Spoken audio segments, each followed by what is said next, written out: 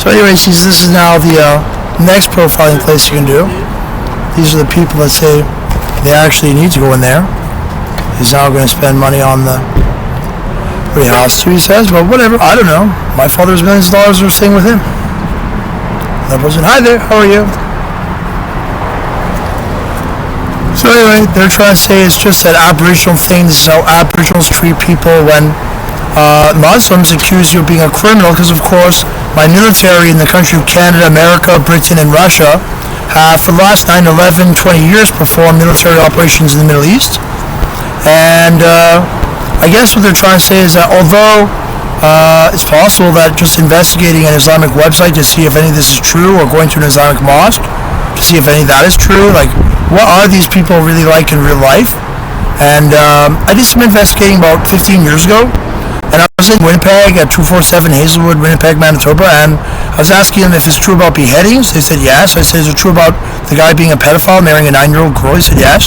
I said, is it true you're at war with us? And they rugby tackled me, called the police, and said that I was spending time, or what was it, like, they eventually accused me of being a common nuisance, and I couldn't argue it somehow. I said, well, yeah, I really was at the mosque. I really was asking questions, and I really I'm not particularly going to go to the Middle East to join the piracy cult about Jesus or something. And yeah, they just got so frustrated with me. And then I guess because I didn't suck off the Muslims. I don't suck off like native people, particularly different kind of people. If you think that they're all the common people, they work jobs in the cities or work houses. Like I guess mostly they like play about reserves, and I'm not sure that I'm staying in Canada anyway. I don't think there's really like much to do here. I have several thousands of dollars that I could travel with before something of this particular pandemic leads to the closure of the airliners, which sounds like what's going to happen. You can tell that these people are up to no good, and this is the guy that sits there and says he's also from Strawn House, but his whole life is about being a black person for begging for change. He's actually, this particular animal, he smokes crack cocaine every single day. They have several crack dealers at the Knights Inn that I'm staying at. And this is what they do for their whole, like, the purpose or something. I don't know, like, I've been investigating it. I called the police once, and they said that they were investigating it and they can't help me out. But, I guess, like, if you want to, you can stay here for a few minutes to see what's Canada like. What's it like when actually people here don't have a purpose or something. I don't know, like, he got changed now, so he can go and smoke crack again, but I don't know, it's just not my kind of countryman. I don't know. I never said that I was going to particularly do that or inject heroin, which you also see at this place. They sell heroin at this place from Afghanistan.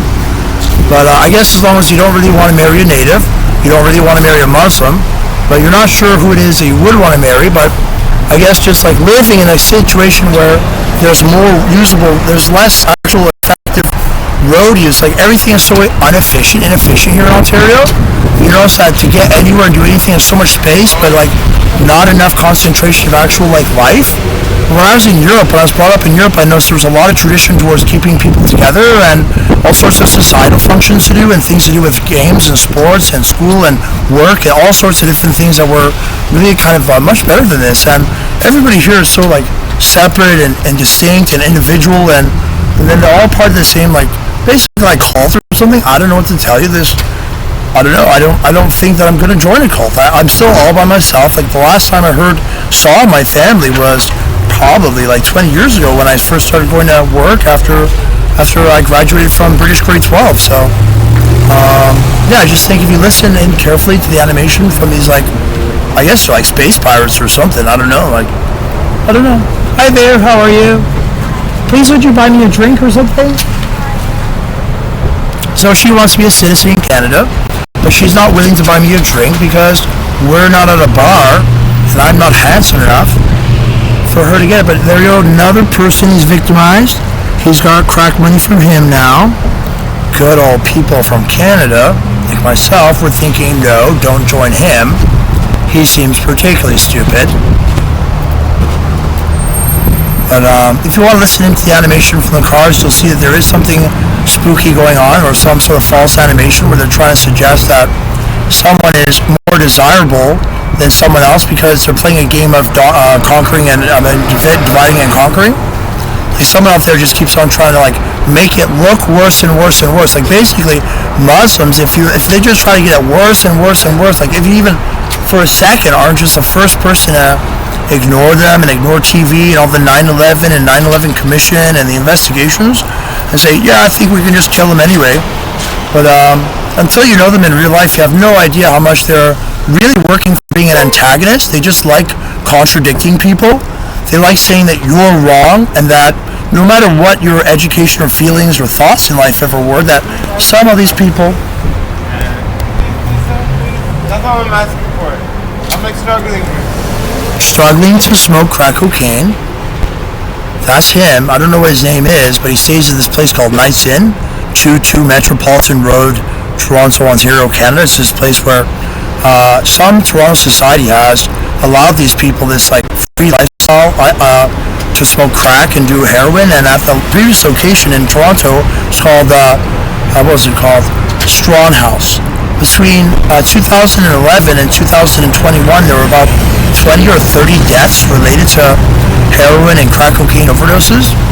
And all these dead people were just like the reason they were murdered. Basically, it was like first and second degree murder, where people keep on selling these drugs. It's not just marijuana or alcohol or something, but it's like really deadly, dangerous stuff. And they just keep allowing it. I don't know. Like we'll see. He's just going to do this for the rest of his life. He's like from Africa, but here he is to do this now. I mean, you can sit there and watch him if you want. It's amazing what he does.